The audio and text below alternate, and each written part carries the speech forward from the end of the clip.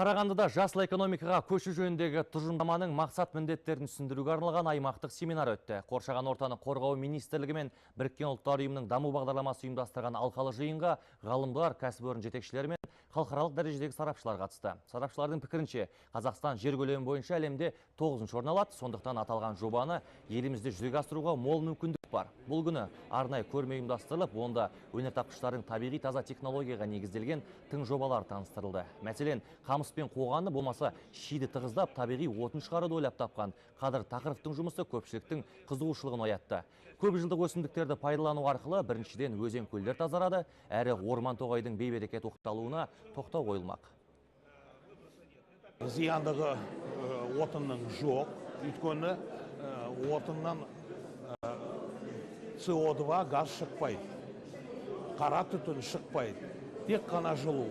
Және күлі де 3% болады. Қоршаған ортаны қорғау министрінің орынбасары Талғат Ақсанбиевтің қатысуымен өткен аймақтық семинарда суды үнемдеу, қоқыс пен өндіріс қалдықтарын қайта өңдеу, қуат көзін тиімді пайдаланудың тетіктері жан-жақты түсіндірілді. Бұл өз кезегінде коммуналдық қызметтің шығынын 30% азайтып, қоршаған ортаны деген қауіпті сейілтуге сеп болмақ. Жақында ғана 8 мемлекет қол қойған жасыл көпір халықаралық бағдарламасының көксегені де осы дейді мамандар.